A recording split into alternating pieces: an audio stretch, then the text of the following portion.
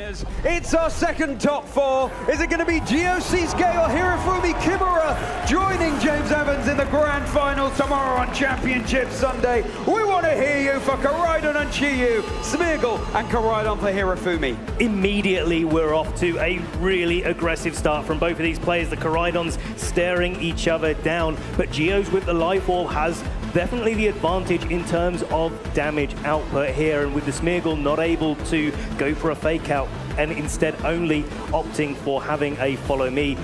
There is a call to make whether or not Giovanni wants to commit the Terror onto the Chiyu or not here. And decided against it. Chiyu is remaining with that dark typing. And just the double protect over from Hirofumi's side. Seeing what Giovanni is going to lock into, especially with Chiyu holding the choice scarf. Now Chiyu can only go for Heat Wave as long as it remains on the field.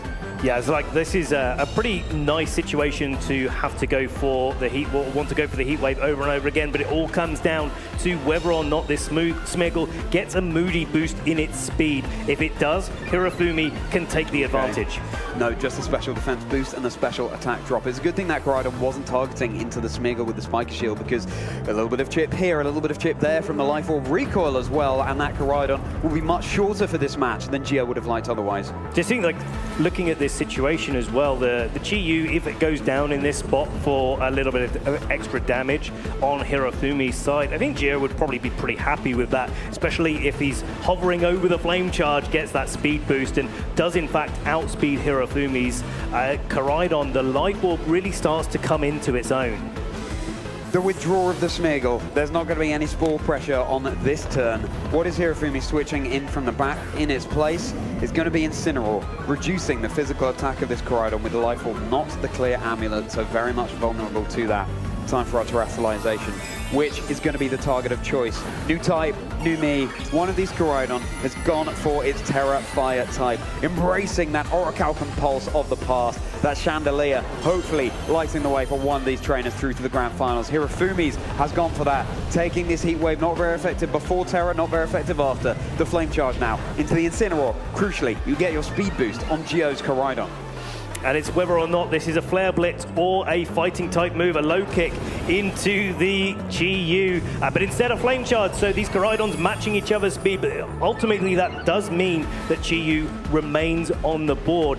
Now the question is whether or not that Koraidon on the Hirofumi side has been trained to be faster than Chiyu without a choice scarf item. I kind of like to think that it probably is, and that puts a lot of pressure onto Giovanni's side of the field. But I feel like Gio can actually play this a little bit defensively as well. There's no other boosting options for this Koraidon, and I think if Gio wants to just go for the protect, play a little bit defensively, then he can come back in the next turn. So much damage being threatened down all around here. Of course, the fire type moves boosted by the sun, not going to be the best option into either of these resisted hit Pokemon, but switching up with the fighting type move is why Chiyu is going to be withdrawing for Gio. Lunala joining the fray instead. Will be taking no damage whatsoever from Koraidon's big fighting type moves. Koraidon for Gio, just going to be keeping itself safe. Now we turn our attention over to Hirofumi's side. What did they go for? Attempted fake out into the Koraidon for Gio. Not going to be flinching here. It's just safe and sound. Now the Koraidon for another flame charge, another speed boost into the Lunala. Not only meaning that they have the jump on Gio's own Koraidon, but meaning that Lunala has been softened up. That shadow shield broken. And certainly the fact that it cannot protect itself really does matter here in this position where Hirofumi gets an opportunity to Flare Blitz into the Lunala slot. If the Chiyu switches in, great. If the Lunala doesn't switch out, also great, because it's probably going to pick up a KO here. And we've had a sneak peek that the Brute Bonnet is the last Pokemon on Gio's side in the back, and so a Flare Blitz definitely wouldn't be something that the Brute Bonnet would appreciate. So I think Gio's in a little bit of a sticky situation. But if Hirofumi goes on the offensive this turn, he might need to trade that Koraidon for some extra damage, and that may lead Gio to have a little bit of a more safe endgame. Coming into the Incineroar's place now, the Smeagol once more. Will it be brought down to its focus hash here? Will it be removed from contention as soon as it joins the field? Hirofumi's Koraidon won't be taking any damage, and it was the close combat into that slot, so Smeagol is at least hanging around for this turn. Lunala, on the other hand, the Meteor Beam, but where did it target? has this Meteor Beam gone for naught? It's going to be overflowing with space power. It gets its special attack boost. It gets the Power Herb activation. Is it going to connect? Was it into the Protect? The Smeargle dodges and gets a boost to its speed to boot! This changes everything. This Smeargle now has a chance that it can outspeed this Koraidon. Certainly going to be outspeeding the Lunala with a speed boost, and that Spore pressure is ever present on the field. There's nothing on Geo's side of the field that at the moment can take a Spore, and of course, if the Smeargle is going to outspeed the Koraidon, then a Spore into the Koraidon slot means that Hirofumi can take advantage of those speed boosts on his own Koraidon, take a big KO into Lunala, and really set the stage for something special. Something special indeed, and we'd expect nothing less at the Pokemon World Championships. The time is ticking for Geo here. This is exactly the momentum swing that Hirofumi needed, exactly the rolls that Hirofumi needed, not in Geo's favor. The Flare Blitz now boosted by the sun, the Lunala so vulnerable, that moon has been eclipsed. The first KO has been taken, and Geo is now 3 Pokemon down to Hirofumi's 4. A huge amount of recoil damage though from that oh so powerful move. Koraidon at least has the opportunity to go toe for toe with Hirofumi's own here, but at what cost? The Smeargle responding with a Spore now, and that's going to be Koraidon snoozing all the way back to Area 0. I like what Geo's thinking in the sense that they're actually trying to take down the Smeargle a little bit sooner, or at least set it up to be knocked out. And certainly if the Moody boosts go in Geo's favor, then that could really set things up. But also, now Geo's so much under pressure, and I think that there was an opportunity to try to knock out the Koraidon that turn instead. If the Smeargle goes for a follow me to protect the Koraidon, then you still get the same effect overall, but the Koraidon going down would actually be pretty important in this spot for Geo. Crucially, Geo does still have their terrestrialization option available here, so Brute Bonnet is looking mighty vulnerable right about now, but going for its Terra Water would mean it could soak up some damage that otherwise it would have been oh so prey to, and that maybe Geo can give Hirofumi a taste of their own medicine here if they're able to get a Spore off themselves. Yeah, one of the things that Hirofumi has chosen to lock in this time round is a low kick, which usually is pretty similar power to a close combat, but on a Brute Bonnet it's way, way less powerful. So Flare Blitz, one of the ways that the Brute Bonnet really does take a lot of damage in this spot, but Geo making a call yet again not to go for his terrestrialization. Hanging on through the low kick there. The Ruination, and it's just going to halve what already was such a low HP number for the Koraidon, just halving whatever HP it's at. But there it is, Geo responding with the Spore. Now Hirofumi. Koraidon asleep, but another speed boost to this Smeargle. Yeah, it's like, great, you've got the first speed boost. The second one, not so much of a problem for Geo in this spot. What's really been great though is the way that Geo has just held their ground in what is quite an adverse field, where this Koraidon has just been able to just carry on attacking turn after turn. But the good thing for Geo here is that Hirofumi's Ruination is not going to be taking a KO anytime soon. And that Brute Bonnet was so vulnerable, but holding their nerve and preserving the Terror, and it could be that option in the late game that Geo needs. Chi-Yu switching back in, reducing the special defense of everything around it, and it's getting in relatively for free with Smeargle going for its Spiker Shield, but what has the Koraidon locked into? Being asleep here, Sucker Punch not going to be able to connect down on anything. Hirofumi just burning at these turns of sleep so Koraidon could get something done. My goodness, this Smeargle could not be speedier right now. It is racing around the track. That is definitely the fastest Smeargle we've ever seen there on the field. I like what Geo's conditioning here though, trying to catch the Smeargle off balance by going for, if it goes for another Ruination into the Brute Bonnet, then the Sucker Punch knocks it out. But again, leaving the Koraidon to burn through its sleep turns, and I think Hirofumi is doing a really good job here of not falling foul of what Geo's trying to do, keeping their Pokemon as healthy as possible for as long as possible to try and maintain the advantage that they've created here, with all of the damage that this Koraidon has been able to sink onto the field. Chi-Yu has Dark Pulse, and where there's a Dark Pulse, there could be a way going for all of those flinches, but Smeargle is outspeeding everything right now.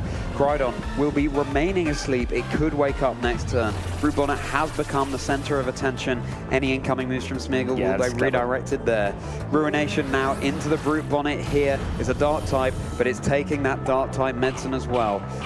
able to eat its berry. Fascinating tech here, given there are so many Calyrex out there in the field, wouldn't be able to eat it otherwise. Now the Heat Wave finally able to take care of this Smeargle, and Koraidon would not be able to take one more of those. But now it's safe for this Brute Bonnet to go for its Terra Water, and I think that's something that Hirofumi really needs to be aware of in this situation. Really like how Hirofumi was able to get that Ruination damage off onto the Brute Bonnet, and to be able to put it just that little bit closer to being KO'd. Certainly, if the Calyrex is the last Pokemon on Hirofumi's side, this Brute Bonnet could prove to be a little bit of an uphill battle. A thorn in Hirofumi's side indeed. Turning the table, Gio now threatening down that Spore, and Hirofumi taking all the time they need to try and lock in. Everything on the line. This determines who will progress through tomorrow to Championship Sunday. The attack drop onto the Brute Bonnet, but it's still able to get up to its pesky shenanigans. And Incineroar holding the safety goggles here does avoid any shenanigans from this Brute Bonnet. It really can't hit it that hard. Nor can the Chi-Yu, especially where the sun is not remaining on the field, and we see the ability for, I think, Incineroar and Hirofumi to target down that Chi-Yu, put pressure onto that side of the board, especially since Koraidon in the back for Giovanni is sitting pretty low at the moment. I think Incineroar actually is one of those offensive Pokemon that really does make a difference. Incineroar, we don't often call it defensive, but certainly in this situation it can. The Brute Bonnet really threatened here. A lot being asked of the Koraidon in the back here for Gio, and of course Hirofumi still has one Pokemon as of yet unrevealed. The wake up now from Koraidon, just able to go for a Protect, able not to take any damage this turn from behind that shield. The Heat Wave, not going to be doing anything into Koraidon, of course, with the Connect onto the Incineroar. Good for a decent amount of damage, what with Beads of Ruin, reducing the special defense of everything, but the Flare Blitz into the Chi-Yu, able to hang on with 18 HP. You're going to be softening yourself up there as well, thanks to the recall damage. The Seed Bomb attempted just to take care of this Koraidon once and for all and make it a thing of the past. So, like trying to get around those Sucker Punch mind games. I think Hirofumi played this really, really well, where I didn't want to take that risk at all. There's a good chance that the Koraidon wakes up that turn, and there is a temptation to go for a switch out, but actually a Protect blocks the Sucker Punch at the same time that it stops the Heat Wave from picking up the KO. And now this is a really difficult spot. Now that Hirofumi has lost the Smeargle, they've lost their redirection as well, and this Brute Bonnet starts to really come into its own with the ability to Sucker Punch, but also to Rage Powder away whatever the last Pokemon is in the back. And still no terastallization. This could be the moment that Gio decides that the Brute Bonnet is just too vulnerable. You have to lock it in soon, Gio. There's still no Terra. Attempted double Protect here on what looks like that Koraidon for Hirofumi. The Sucker Punch also failing thanks to that Protect lock-in, only doing damage into a damaging move. The Heat Wave double connect. That will be Koraidon down, but Hirofumi celebrating there. And now Incineroar is what our attention moves on to. What can the Incineroar achieve here? Can it KO the Brute Bonnet? Can it KO the Chi-Yu? The knockoff, Chi-Yu, goodbye.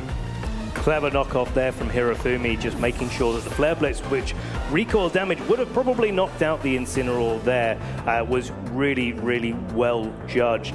Now, Koraidon, asleep in the back, comes in, and here's that Calyrex that's been waiting in the wings. Now I think is the time that Gio has to commit their Terror. Really just try to not take super effective damage from a Glacial Lance, even with his Protosynthesis boost in defense. Now there is an opportunity for the Sucker Punch to knock out the Incineroar in this spot, but the question is can you do that while a Calyrex is on the field, and you really want to put that Pokemon to sleep? Such fine margins for this Incineroar, and the Koraidon, of course, snoozing away. It's going to have to wake up to be able to deal with this Calyrex. There's not a huge amount that, well, I mean, with the Sucker Punch on the board state, there are mind games aplenty here, but if Koraidon doesn't wake up on this turn, this could well be Hirofumi stamping their ticket. Yeah, the question is what is this Incineroar going to do? Is it going to fall foul of this Sucker Punch? Is the Brute Bonnet going to be able to get that Spore off? But one thing it is going to be able to do is go to that Terra Water, a defensive terastallization. We've mated turn after turn for this. Gio now getting it. Right, it's time for this crucial turn. Koraidon, my friend, are you going to be waking up here? Are you going to be staying asleep? There will be the wake. This could be what Gio needs. The big flare blitz in the sun. It all came down to that. Just when the back was against the wall, Gio, the master of suspense, whips things around and claims game 1. What an incredible end game there. I thought that Koraidon was going to have to stay asleep for a little bit longer, but Gio, just knowing that that was an opportunity for him, going for it, whether or not the Brute Bonnet would have won in that end game on its own is something that we will never know. And what a well-played game to both of our players. Hirofumi with the speedy Smeargle just putting a lot of pressure onto Gio's side, but Gio remaining so calm in that situation, knowing not to commit the terror too early, and that was the key to victory for him. Oh my goodness gracious me, Ben. If Koraidon doesn't wake up that turn, then the battle is probably going in Hirofumi's direction. These are the fine margins that can come into contention here. It's a good thing that Gio's Koraidon had already burnt some turns of sleep and previously in the game, because switching in on 17 HP, I believe it was, and just able to wake up in the nick of time. Oh my, I'm not sure my heart can take much more of this here. Look at this, Hirofumi is just so frustrated at that moment that the Koraidon wakes up. But listen, that's all in the past. Hirofumi has to find a way to put that behind them as Gio celebrates with their fans. One game stands between Gio and Championship Sunday tomorrow. Potentially 2 more games stand between Hirofumi and that hallowed World Championship title tomorrow as well. With that Nashville t-shirt, let's see if Hirofumi can turn things around, get themselves to another Worlds final since 2019. I think Hirofumi had the right idea as well with the game plan. Tried to utilize the Smeargle as much as possible, and he got everything that he needed to set up that board state. But this is what I was talking about in the early game where, well, in the team preview, where Gio kind of has that little bit of a matchup advantage. It looks like Hirofumi wants to play the faster, aggressive early game, but I'm wondering whether or not Gio will be switching things up for game 2. It could all come down to this, trainers. Potentially our final game of top 4. Here's Gio Cischke. Here's Hirofumi Kimura. It's going to be Koraidon and Chiyu. It's going to be Koraidon and Smeargle once more. Let's hear it for our incredible trainers up there on the stage.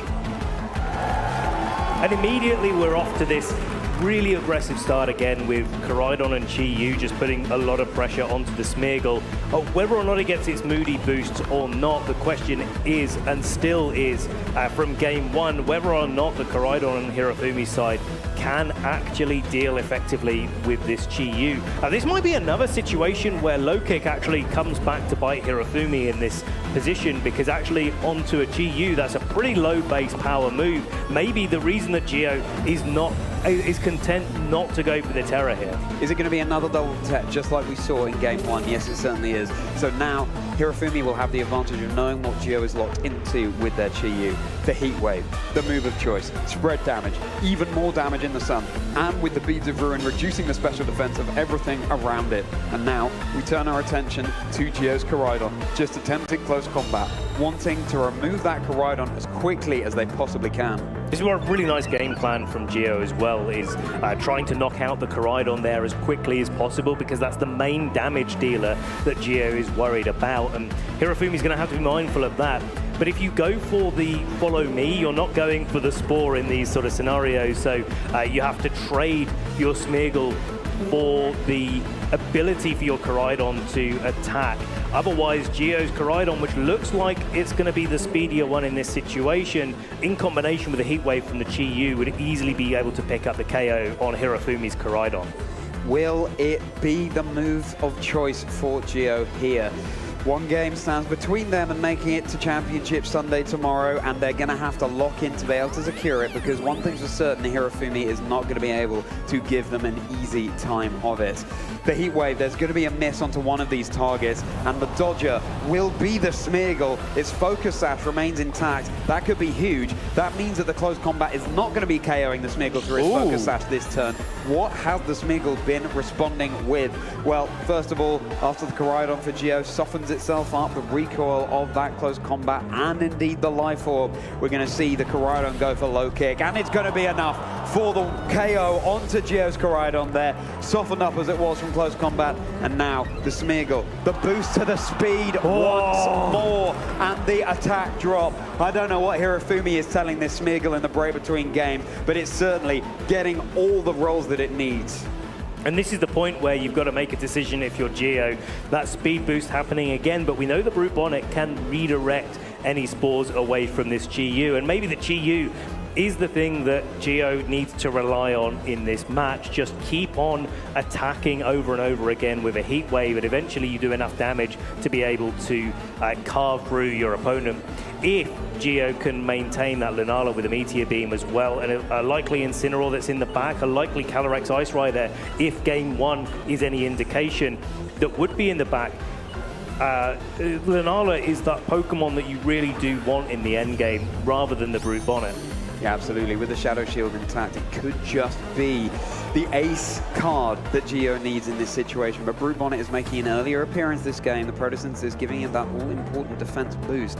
Oh, that Smeagol is still staring down Gio's team from the other side of the field when it could have been down and out on the previous turn. And it's so difficult as well, because if the Brute Bonnet redirects an attack from the Koraidon and it goes down, it's probably a Flare Blitz that would be needed to knock it out on this turn. It might be one of those situations where the extra recoil coming out from Flare Blitz, Brute Bonnet with the really high HP is enough to put the Koraidon into range of the Heat Wave from GU. Maybe that could be the difference maker in this match.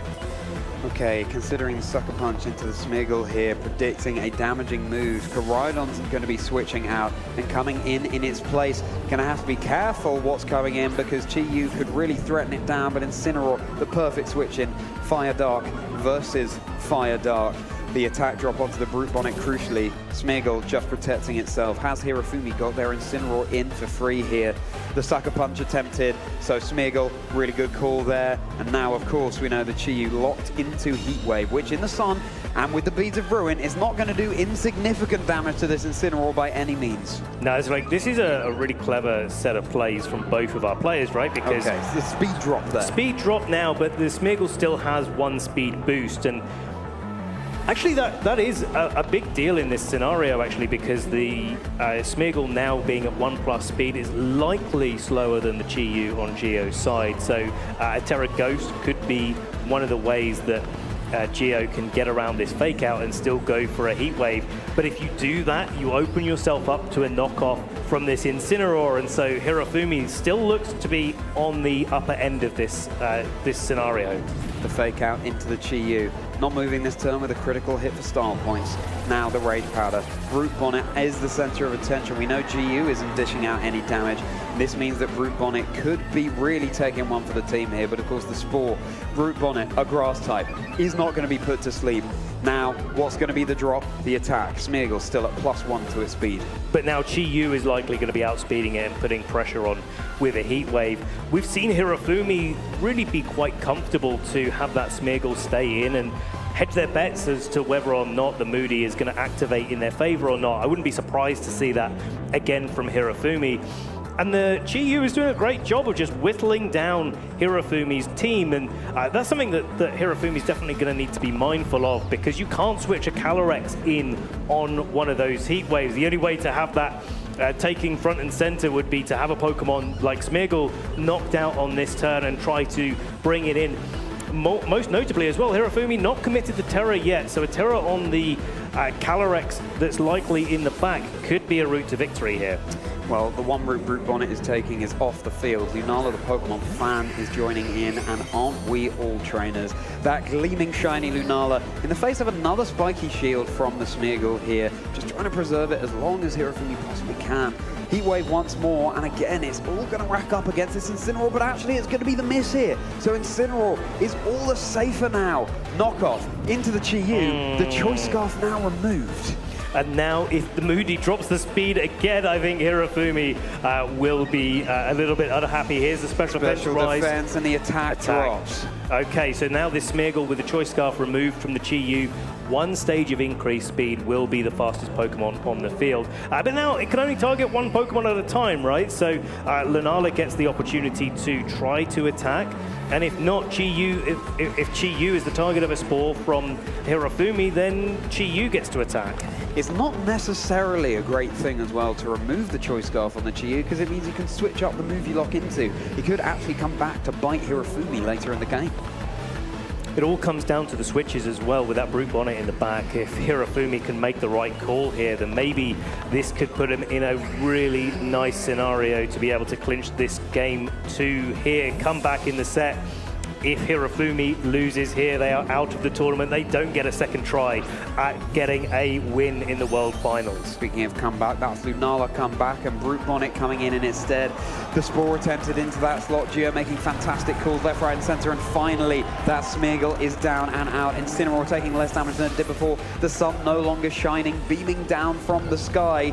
But what has been locked into? The parting shot. Chi-Yu now hitting less hard, and Incineroar going all the way to the back for Hirofumi, able to switch something else in fresh for the next turn. This has done two things for Gio, but both the Brute Bonnet coming in and the Smeargle going down puts a lot less pressure on this Brute Bonnet again, just like in game 1, to stay in its grass type form, and that's going to make a big difference against the Koraidon. Yeah. And as we keep saying, the likely Calyrex Ice Rider in the back.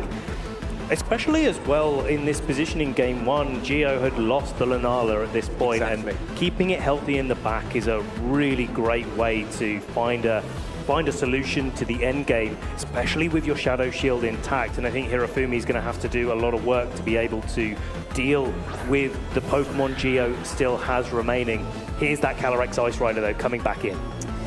Yeah, absolutely. The Lunala is something that Hirofumi wants to bait out sooner rather than later. Try and get some much needed damage on that so you can break the Shadow Shield and remove it from contention.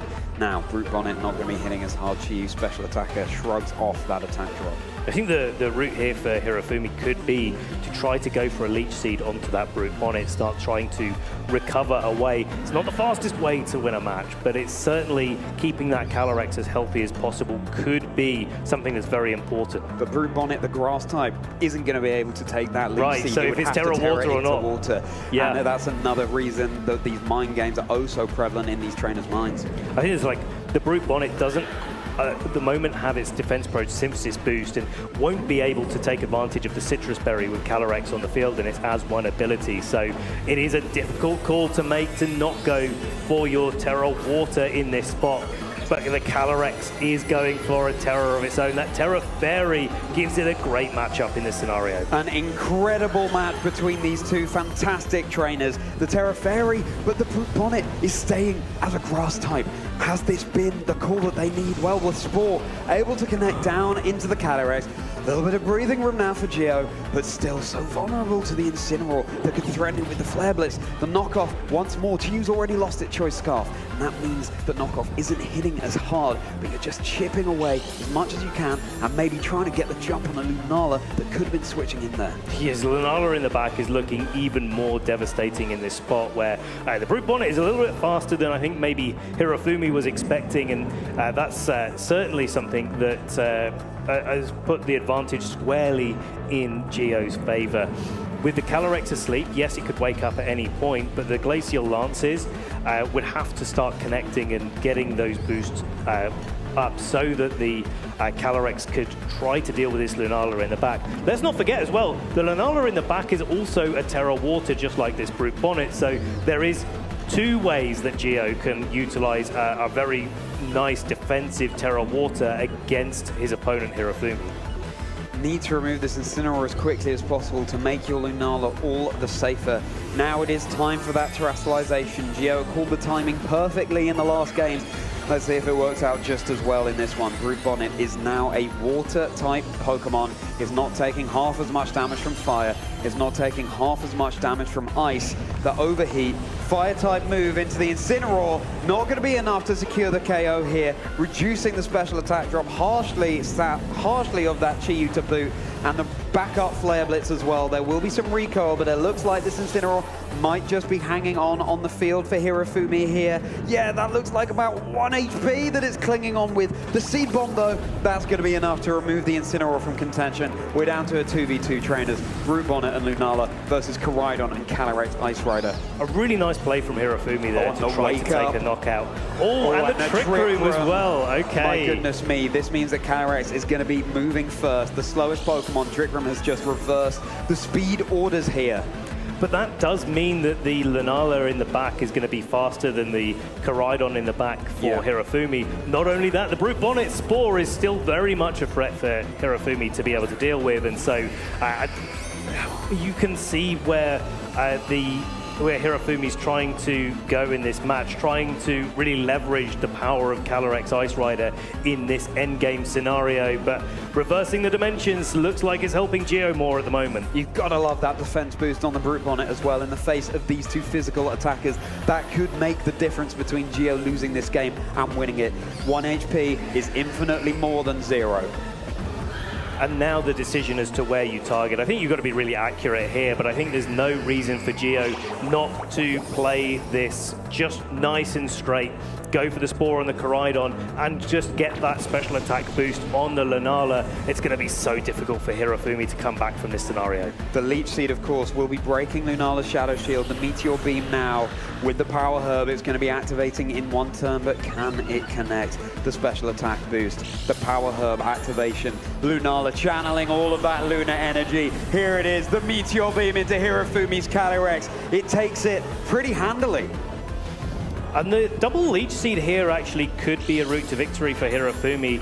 Both the Brute Bonnet and the Lunala are really high HP Pokemon, but it might be so difficult if Hirofumi isn't able to protect every other turn to deal with the fact that to get the extra turns of recovery, especially as Koraidon's asleep. The Moongeist Beam from the Lunala is almost certainly a KO into that slot, and now here it is, the Calyrex protecting, just wanting to get as much HP recovery as possible.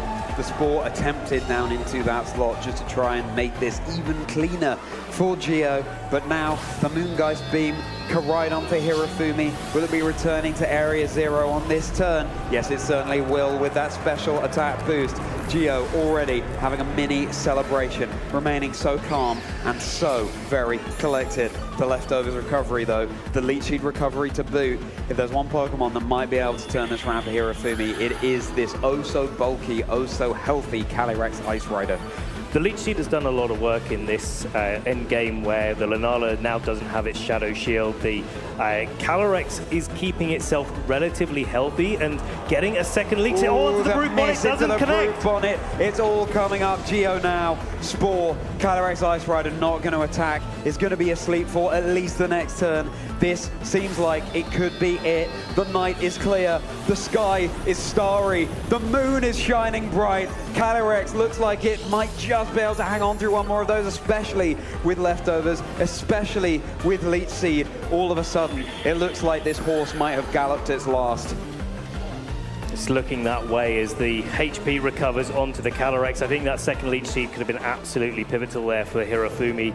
Looking at the amount of HP recovery, if it was able to recover just slightly more than Geo is able to do every turn, then maybe there is a way for the Calyrex to come back. But here's the Seed Bomb, and it's going to be the Moongeist Beam following it up. Following it up, but it's probably not going to be able to get the KO unless there's any kind of critical hit here. Oh, it does it! The critical hit!